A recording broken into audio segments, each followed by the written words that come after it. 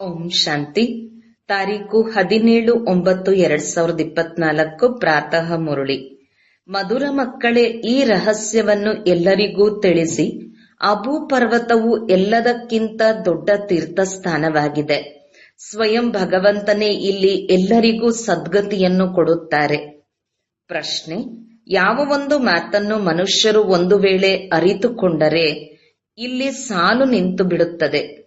ಉತ್ತರ: ತಂದೆಯು ಯಾವ ರಾಜಯೋಗವನ್ನು ಕಲಿಸಿದ್ದರೋ ಅದನ್ನು ಈಗ ಪುನಃ ಕಲಿಸುತ್ತಿದ್ದಾರೆ. ಅವರು ಸರ್ವವ್ಯಾಪಿಯಲ್ಲ. ತಂದೆಯು ಈ ಸಮಯದಲ್ಲಿ ಅಬು ಪರ್ವತದಲ್ಲಿ ಬಂದು ವಿಶ್ವದಲ್ಲಿ ಶಾಂತಿ ಸ್ಥಾಪನೆ ಮಾಡುತ್ತಿದ್ದಾರೆ. ಇದರ ಜಡ ಸಾಕಾರ ನೆನಪಾರ್ಥವಾಗಿ ದಿಲ್ವಾಡ ಮಂದಿರವೂ ಇದೆ.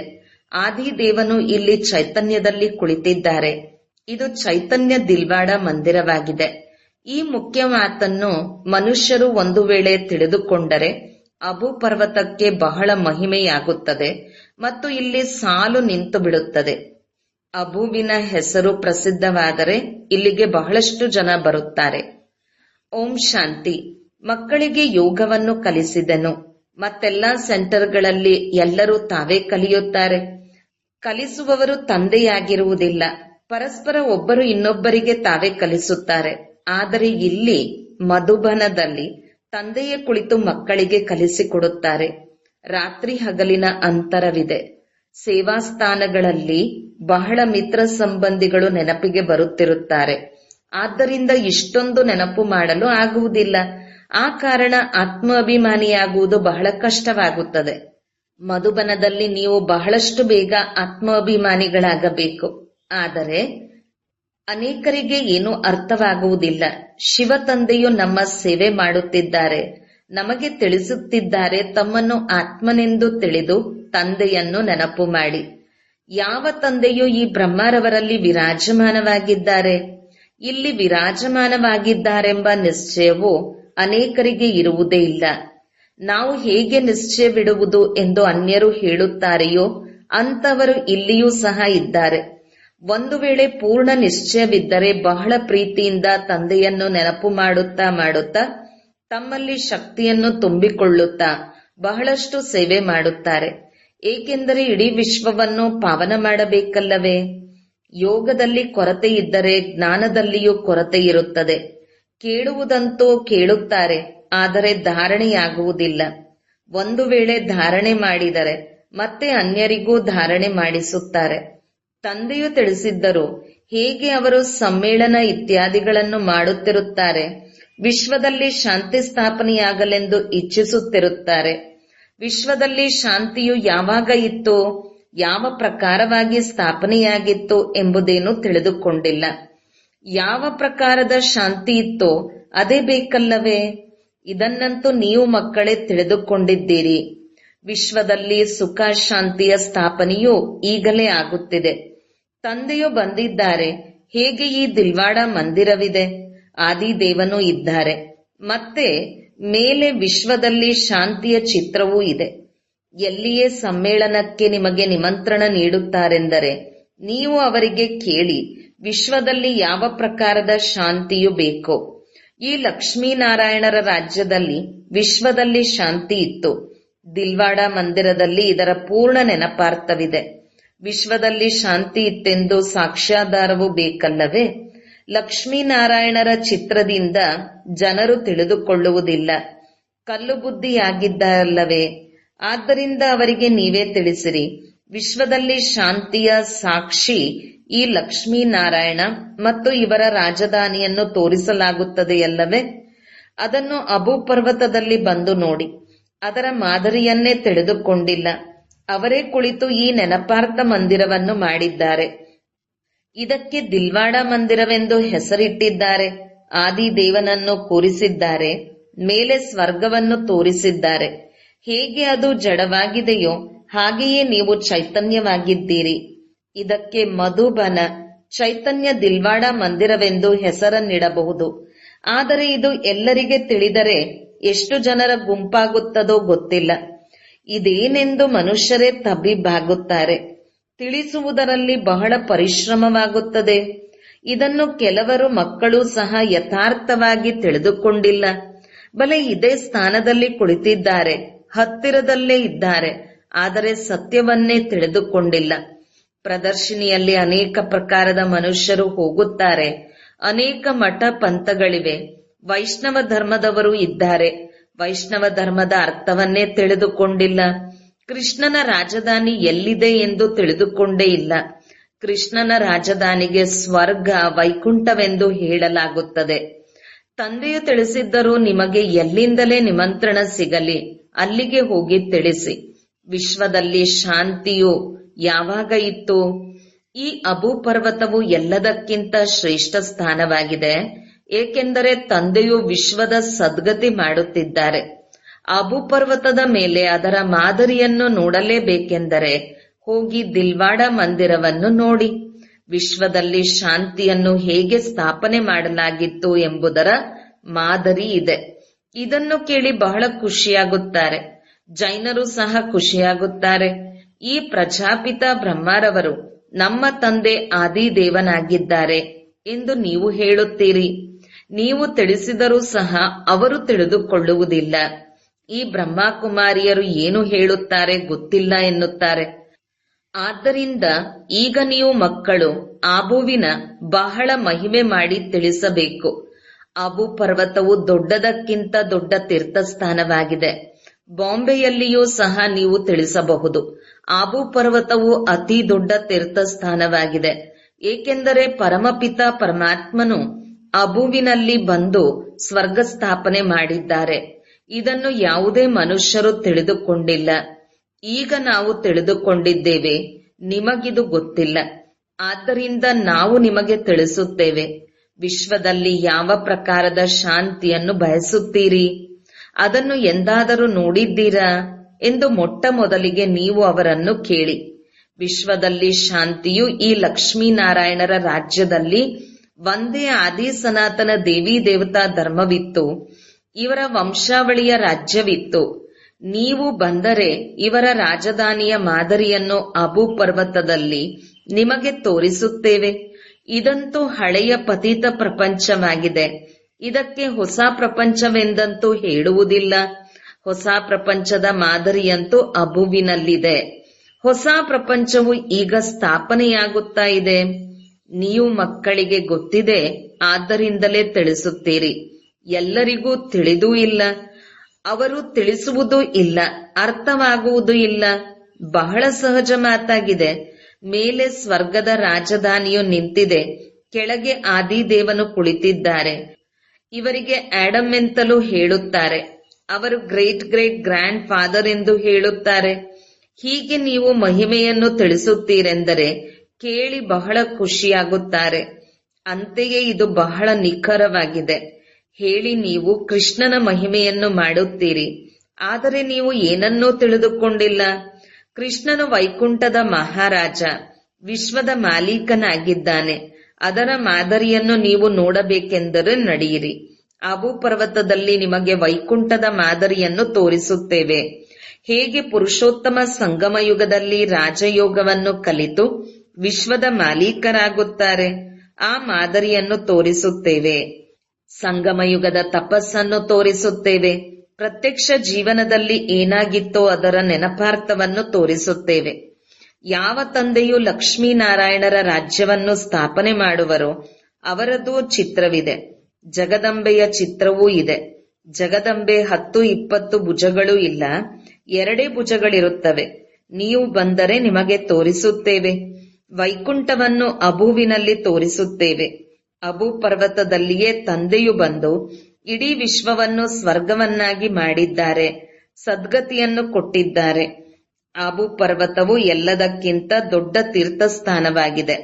ಎಲ್ಲಾ ಧರ್ಮದವರ ಸದ್ಗತಿ ಮಾಡುವಂತಹ ತಂದೆಯೂ ಒಬ್ಬರೇ ಆಗಿದ್ದಾರೆ.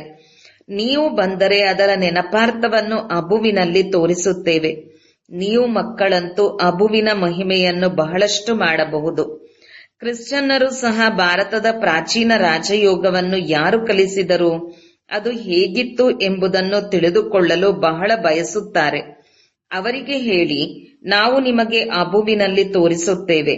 ವೈಕುಂಠದ ಪೂರ್ಣ ದೃಶ್ಯಗಳನ್ನು ಮಂದಿರದ ಮೇಲ್ಭಾಗದಲ್ಲಿ ತೋರಿಸುತ್ತಾರೆ. ನೀವು ಈ ರೀತಿ ಮಾಡಲು ಸಾಧ್ಯವಿಲ್ಲವೆಂಬುದನ್ನು ಬಹಳ ಚೆನ್ನಾಗಿ ತಿಳಿಸಬೇಕು. ಯಾತ್ರಿಕರು ಬಹಳಷ್ಟು ಸುತ್ತಾಡುತ್ತಾರೆ, ಅವರೂ ಸಹ ಬಂದು ತಿಳಿದುಕೊಳ್ಳಲಿ. ನಿಮ್ಮ ಅಬುವಿನ ಹೆಸರು ಪ್ರಸಿದ್ಧವಾಗಿ ಬಿಟ್ಟರೆ ಅನೇಕರು ಬರುತ್ತಾರೆ. ಅಬು ಪರ್ವತವು ಬಹಳ ಹೆಸರುವಾಸಿಯಾಗಿ ಬಿಡುತ್ತದೆ. ವಿಶ್ವದಲ್ಲಿ ಶಾಂತಿಯು ಹೇಗೆ ಸ್ಥಾಪನೆಯಾಗುತ್ತದೆ ಎಂಬುದು ಯಾರಾದರೂ ಕೇಳಿದರೆ ಅಥವಾ ಸಮ್ಮೇಳನಕ್ಕಾಗಿ ನಿಮಗೆ ನಿಮಂತ್ರಣ ಕೊಟ್ಟರೆ ಆಗ ಅಲ್ಲಿ ಕೇಳಬೇಕು.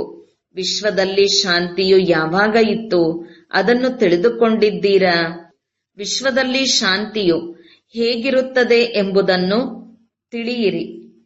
ನಾವು ತಿಳಿಸುತ್ತೇವೆ ಮತ್ತು ಅದರ ಎಲ್ಲಾ ಮಾದರಿಗಳನ್ನು ತೋರಿಸುತ್ತೇವೆ. ಇಂತಹ ಮಾದರಿಯು ಮತ್ತೆಲ್ಲಿಯೂ ಇಲ್ಲ. ಆಬು ಪರ್ವತವು ಎಲ್ಲದಕ್ಕಿಂತ ದೊಡ್ಡ ತೀರ್ಥಸ್ಥಾನವಾಗಿದೆ. ಇಲ್ಲಿ ತಂದೆಯು ಬಂದು ವಿಶ್ವದಲ್ಲಿ ಶಾಂತಿ, ಸರ್ವರ ಸದ್ಗತಿ ಮಾಡಿದ್ದಾರೆ. ಈ ಮಾತುಗಳನ್ನು ಮತ್ಯಾರೂ ತಿಳಿದುಕೊಂಡಿಲ್ಲ. ನಿಮ್ಮಲ್ಲಿಯೂ ನಂಬರ್ ವಾರ್ ಇದ್ದಾರೆ. ಬಲೆ ದೊಡ್ಡ ಮಹಾರಥಿಗಳು, ಮ್ಯೂಸಿಯಂ ಇತ್ಯಾದಿಗಳನ್ನು ಸಂಭಾಲನೆ ಮಾಡುವವರಿದ್ದಾರೆ. ಆದರೆ ಅನ್ಯರಿಗೆ ಸರಿಯಾದ ರೀತಿಯಲ್ಲಿ ತಿಳಿಸುತ್ತಾರೆಯೇ ಅಥವಾ ಇಲ್ಲವೇ ಎಂಬುದನ್ನು ನೋಡುತ್ತಾರಲ್ಲವೇ? ತಂದೆಗೆ ಎಲ್ಲವೂ ಗೊತ್ತಿದೆ. ಯಾರು ಎಲ್ಲೆಲ್ಲಿಯೇ ಇರಲಿ ಎಲ್ಲರನ್ನೂ ತಿಳಿದುಕೊಂಡಿದ್ದಾರೆ. ಒಂದು ವೇಳೆ ಶರೀರವನ್ನ ಬಿಟ್ಟರೆ ಏನೂ ಪದವಿಯನ್ನು ಪಡೆಯುವುದಿಲ್ಲ. ನೆನಪಿನ ಯಾತ್ರೆಯ ಪರಿಶ್ರಮವನ್ನು ಅವರು ತಿಳಿದುಕೊಳ್ಳಲು ಸಾಧ್ಯವಿಲ್ಲ. ತಂದೆಯು ಪ್ರತಿನಿತ್ಯವೂ ಹೊಸ ಮಾತುಗಳನ್ನು ತಿಳಿಸುತ್ತಾರೆ. ಹೀಗೆಯೇ ತಿಳಿಸಿ ಕರೆದುಕೊಂಡು ಬನ್ನಿ. ಇಲ್ಲಂತೂ ಸ್ಮಾರಕವು ಸ್ಥಿರವಾಗಿದೆ. ತಂದೆಯು ತಿಳಿಸುತ್ತಾರೆ, ನಾನೂ ಸಹ ಇಲ್ಲಿಯೇ ಇದ್ದೇನೆ. ಆದಿದೇವನು ಇಲ್ಲಿದ್ದಾರೆ. ವೈಕುಂಠವು ಇಲ್ಲಿಯೇ ಇದೆ. ಮುಂದೆ ಆಬು ಪರ್ವತದ ಬಹಳಷ್ಟು ಮಹಿಮೆಯಾಗಿ ಬಿಡುತ್ತದೆ. ಹೇಗೆ ನೋಡಿ, ಕುರುಕ್ಷೇತ್ರವನ್ನು ಚೆನ್ನಾಗಿ ಮಾಡಲು ಕೋಟ್ಯಾಂತರ ರೂಪಾಯಿಗಳನ್ನು ಖರ್ಚು ಮಾಡುತ್ತಿರುತ್ತಾರೆ. ಎಷ್ಟು ಮಂದಿ ಮನುಷ್ಯರು ಹೋಗಿ ಅಲ್ಲಿ ಸೇರುತ್ತಾರೆ. ಇಷ್ಟೊಂದು ದುರ್ಗಂಧವಾಗಿ ಬಿಡುತ್ತದೆ. ಅದರ ಮಾತೇ ಕೇಳಬೇಡಿ. ಎಷ್ಟೊಂದು ಗುಂಪು ಸೇರುತ್ತದೆ. ಭಜನಾ ಮಂಡಳಿಯ ಒಂದು ಬಸ್ ನದಿಯಲ್ಲಿ ಮುಳುಗಿ ಹೋಯಿತೆಂದು ಸಮಾಚಾರವು ಬಂದಿತು. ಇದೆಲ್ಲವೂ ದುಃಖವಲ್ಲವೇ? ಅಕಾಲ ಮೃತ್ಯುವಾಗುತ್ತಾ ಇರುತ್ತದೆ. ಸತ್ಯಯುಗದಲ್ಲಂತೂ ಇಂತಹದ್ದೇನೂ ಆಗುವುದಿಲ್ಲ. ಇವೆಲ್ಲ ಮಾತುಗಳನ್ನು ನೀವು ತಿಳಿಸಬಹುದು. ಸಂಭಾಷಣೆ ಮಾಡುವವರು ಬಹಳ ಬುದ್ಧಿವಂತರಾಗಿರಬೇಕು. ತಂದೆಯು ಜ್ಞಾನವನ್ನು ಬುದ್ಧಿಯಲ್ಲಿ ಕೂರಿಸುತ್ತಿದ್ದಾರೆ. ಈ ಮಾತುಗಳನ್ನು ಪ್ರಪಂಚದವರು ತಿಳಿದುಕೊಳ್ಳುತ್ತಾರೆಯೇ? ನಾವು ಹೊಸ ಪ್ರಪಂಚವನ್ನು ನೋಡಿಕೊಂಡು ಬರಲು ಹೋಗುತ್ತೇವೆಂದು ಅವರು ತಿಳಿಯುತ್ತಾರೆ. ತಂದೆಯು ತಿಳಿಸುತ್ತಾರೆ, ಈ ಹಳೆಯ ಪ್ರಪಂಚವು ಈಗ ಹೋಯಿತೆಂದರೆ ಹೋಯಿತು. ಇದು ಇನ್ನೂ 40,000 ವರ್ಷಗಳಿದೆ ಎಂದು ಹೇಳುತ್ತಾರೆ. ನೀವು ತಿಳಿಸುತ್ತೀರಿ, ಇಡೀ ಕಲ್ಪದ ಆಯಸ್ಸು 5,000 ವರ್ಷಗಳೇ ಆಗಿದೆ. ಹಳೆಯ ಪ್ರಪಂಚದ ಮೃತ್ಯು ಸಮ್ಮುಖದಲ್ಲಿ ನಿಂತಿದೆ. ಇದಕ್ಕೆ ಘೋರ ಅಂಧಕಾರವೆಂದು ಹೇಳುತ್ತಾರೆ. ಕುಂಭಕರ್ಣನ ನಿದ್ರೆಯಲ್ಲಿ ಮಲಗಿಬಿಟ್ಟಿದ್ದಾರೆ.